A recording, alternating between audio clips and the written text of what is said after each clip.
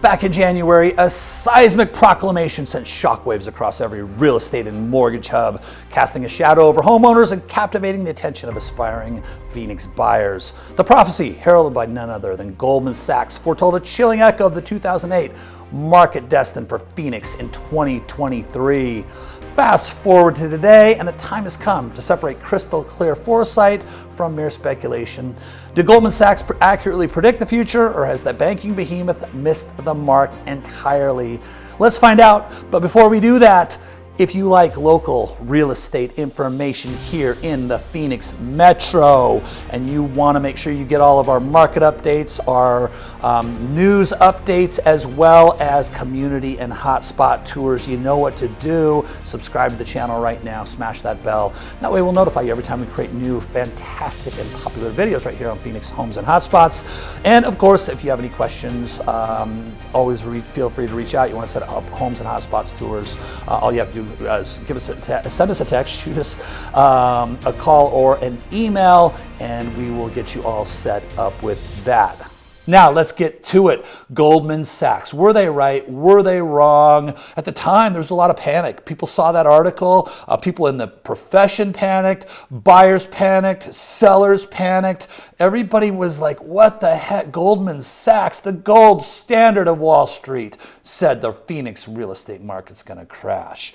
Well, what actually happened, and what were they looking at? Those are questions that you have to ask. So when we take a quick look at this article, I just took one of the many articles that were out there. The first thing that I noticed is the data that Goldman Sachs, and by the way, most of the media actually uses when they write articles based on the reporting on the real estate market. They use Case-Shiller data. Now, folks, you have to understand, Case-Shiller is a 3-month moving average. So it takes data for the last 3 months. It's a moving average, and then it's a 2-month delay putting the data out. It's old. We have a very fluid real estate market, not only today, but going back to when I got in the business in 1999, I haven't seen very many balanced markets. And even if the market for 1 year is kind of balanced, you still have seasonalities inside of a market. So, for example, in the Phoenix market, November, December, January tend to be a little bit slower months, and then March, everything takes off. It's what we call the spring selling season, and I know you have that in some other other cities that may not be new to you, but there's seasonality in markets. So markets are fluid. You can't be working off of 3-4 month old data and trying to report on what's happening in the real estate market today. Here's the reality. Back in January, and what Goldman Sachs basically said was, hey, Phoenix is going to experience a 2008 style crash, meaning that we were going to crash 25%, 25 to 27% in a total. So we were already down about 7 to 8%. I'll show you the numbers in just a second. So they were predicting this massive crash. But here's what was actually happening in the market, because they were using Case-Shiller data. It was part of the problem. By the way, there's 2 things with that. 2 reasons they get it wrong. 1, they're using outdated data. 2, they're cherry picking their data to support their conclusion, right? So what was actually happening in the real estate market, if you were tracking it locally through the Cromford report, which is the authority here in the Phoenix Metro for tracking and analyzing real estate data, you knew that in November, we were in a slight seller's market, November last year. December, we had moved into a balanced market, we had moved into a slight buyer's market. January, we were already back in balanced market. So when they made this prediction, we had already recovered back into a balanced market. And then in February, most of the Phoenix Valley was already back into a slight seller's market. Not every city, but most cities were back in a slight seller's market. Okay, so in January when they predicted this, we were already back to a balanced market. So again, that's where the outdated information comes in. So that was the first thing I noticed. They used Case-Shiller data, and again, they cherry-picked their data, which we'll talk about here in just a second. Our 2023 revised forecast primarily reflects our view that interest rates will remain at elevated levels longer than currently priced in. Hey, that's fair. And in fact, interest rates are actually above their prediction. So that's fair. Interest rates, now, by the way, interest rates move with inflation. So really what they're predicting is, hey, inflation's going to stay high, interest rates are going to stay high. They go on to say, that this path would cause affordability to worsen incrementally after a slight improvement over the last 2 months. Also a fair statement, right? So higher interest rates are going to lead to less people being able to qualify, less affordability for the masses.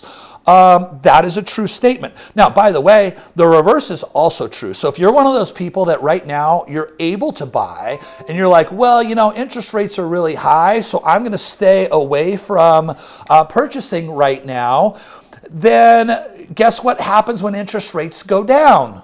Prices go up, right? More people can buy, the demand side raises, which means the supply side reduces. It becomes a more extreme seller's market and prices go up. So you have to ask yourself a question. If you're one of those sideline people, by the way, you have to ask yourself a question. Would you rather have high interest rates or high home prices? I'd rather have a high interest rate that I can refinance later, because once I've locked into a home price, I can't renegotiate that price. So something to keep in mind if you're one of those folks on the fence. So that's true. It does cause affordability to worsen. So far, everything that they've said is a fair statement. Since the beginning of the pandemic, housing has grown increasingly expensive amid spiking home prices and mortgage rates pushing up the monthly payment required to own a home. Okay, so what they're basically saying is people can't afford to buy homes anymore. I don't think that Goldman Sachs understands the people that are buying in this market. Now, some of you locals are not going to be very happy with what I have to say right now, but guess what? Most people coming from around the country, California, Oregon, Washington, Illinois, New Jersey, New York, a lot of the places people are coming from, our home prices are still cheap. Now, I know locals are going to say, you know what, don't say that. We don't need more people coming in. And well, guess what, folks? I'm going to give you a little tough love right now.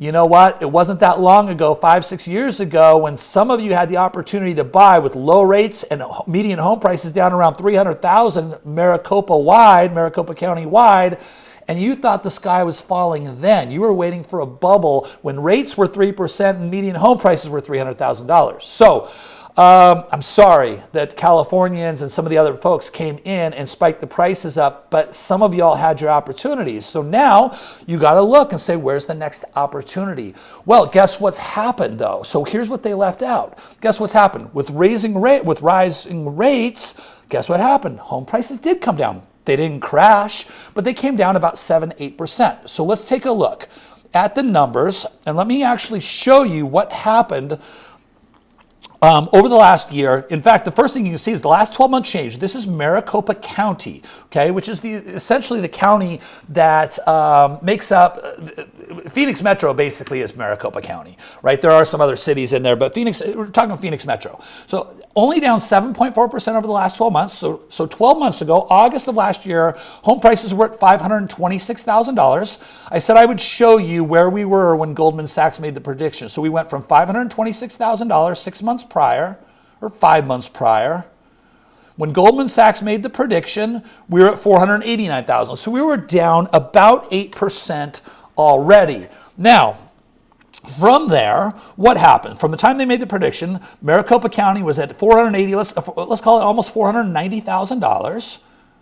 So at the bottom, from their prediction, in May, we were at $476,000. Okay, so we had dipped a little bit, but then what happened from there is prices started to go back up, and now we're only down from where Goldman Sachs had made the prediction that we were going to drop another 20+% this year. We're only down median home prices about 1%, right? From that time to this time, about $4,000, and in fact, less than 1%, down about $4,000 from $489,000, less than 1% is where we're down right now today. Now you say, well, Todd, that's not because we have massive buyer demand. We just have low inventory.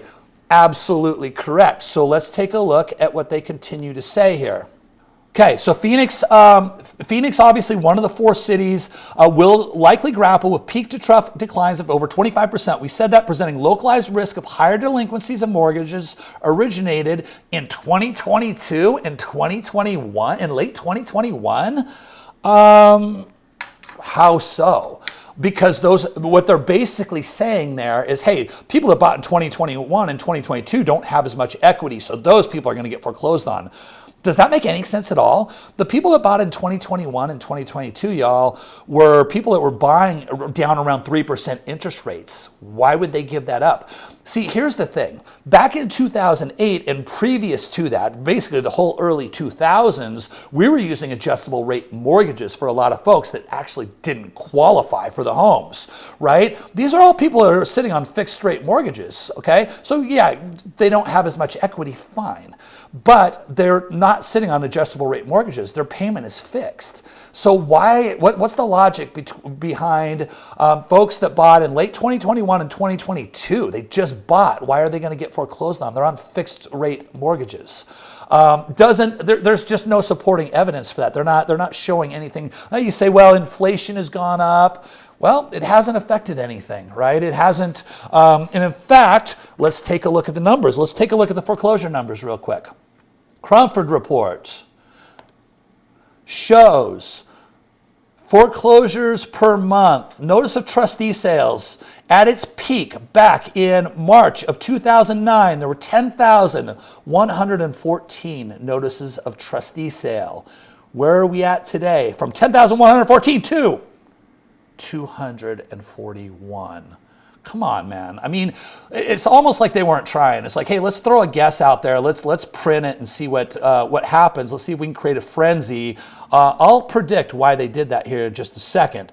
Now, let's look at foreclosures pending. This is, again, Maricopa County foreclosures pending. This is Cromford report data. The purple line here, so you can see it's not complete because we're not all the way through the year. The purple line represents 2023.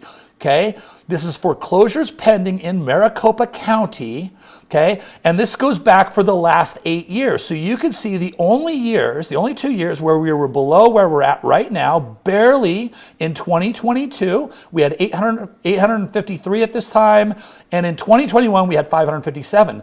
Guess what? 2015 through 2020, foreclosures were a lot higher than they are today. So again, they threw out they cherry picked a couple things. Hey, you know, prices are high, interest rates are high. Phoenix is going to crash because it was one of the first to spike, and it spiked the most, and people in Phoenix can't afford these homes.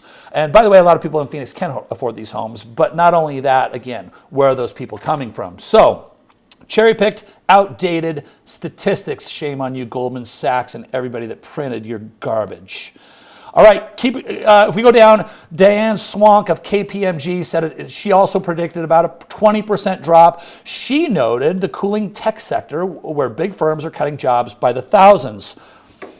I mean, it's fair to say that the tech sector has cut jobs. In fact, I have friends that have been cut, their jobs have been cut in the tech sector.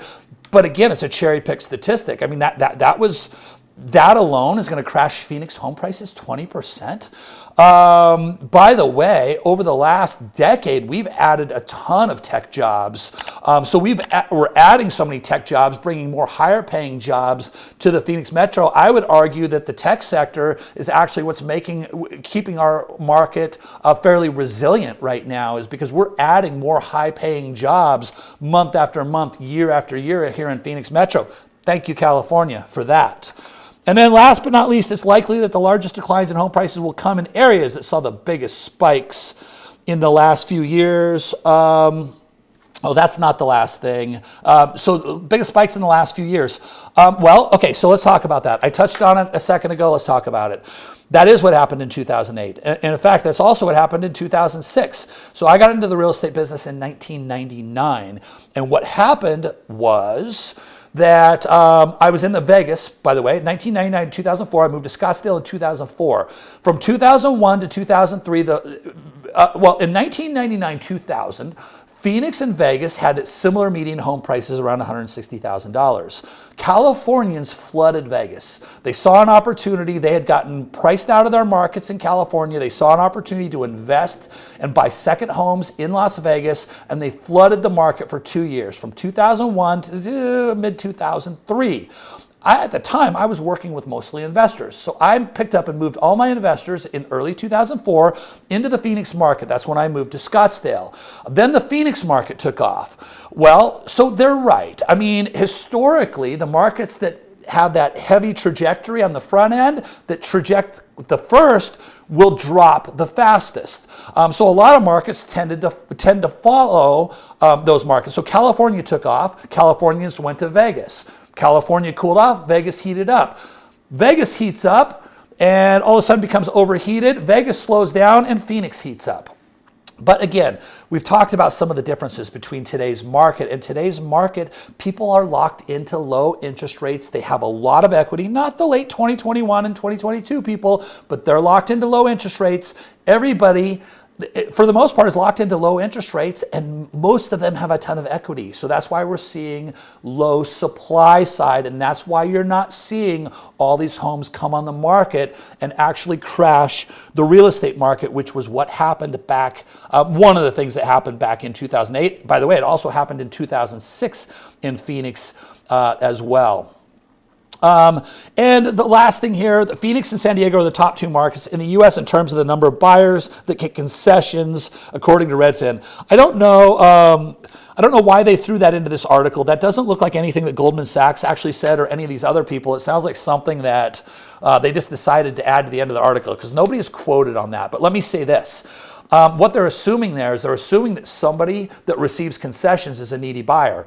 Can that be the case? Yes. Is that absolutely the case? No. If you're in a market where sellers are willing to give concessions because their home's sitting on the market a little longer than normal, do you want to keep $10,000 to $15,000 in your pocket to invest somewhere else? I do. I don't need to be a needy buyer to keep 10, 15 grand in my pocket so I can make another investment elsewhere. So that's an assumption that every single person that asks for concessions is a needy buyer. That's just simply not the case. Look, in conclusion, why would Goldman Sachs make this prediction? Well, in my opinion, there's two entities that I want to keep out of housing at all times. The first one is the federal government. The second one is Wall Street. I don't know what Goldman Sachs' ultimate motivation was for putting this out, but I do know that Wall Street loves the Phoenix market at the right time. I also know that right now Wall Street isn't in this market, which is an amazing opportunity for a buyer or an investor to come in and buy property without the crazy bidding wars that very well may ensue. I don't have a crystal ball, but very well may start up again once those interest rates drop. It only makes sense that prices will go up, okay? So long as, and again, it's all a factor of supply and demand, but it makes perfect sense that the demand will skyrocket again and will soak up most of that inventory. So again, don't know why they made the prediction, but I will say this, I would guess there might be some possibility. I'm not accusing them of this. I want to be very clear, but market manipulation is always something that Wall Street is up to. And so, again, not an accusation, but I would be very cautious of your sources. Folks, I think the biggest thing is, hey, where's the data coming from, and is it cherry-picked? Every time you read a real estate article, those are the questions you have to ask yourself. Let's wrap it up, and I will see you guys on the next video. Hey, did you like that video? Show me some love. Hit the like button down below. Drop a comment. Let me know what your thoughts were. Then be sure you subscribe and tap that alert bell. And from there, I'm going to do all the heavy lifting for you. We'll create the content. We will notify you every time we create new popular videos right here on Phoenix Homes and Hotspots. And then check the description below. I have some other related videos down there. Or you can check out two of my most popular videos right here.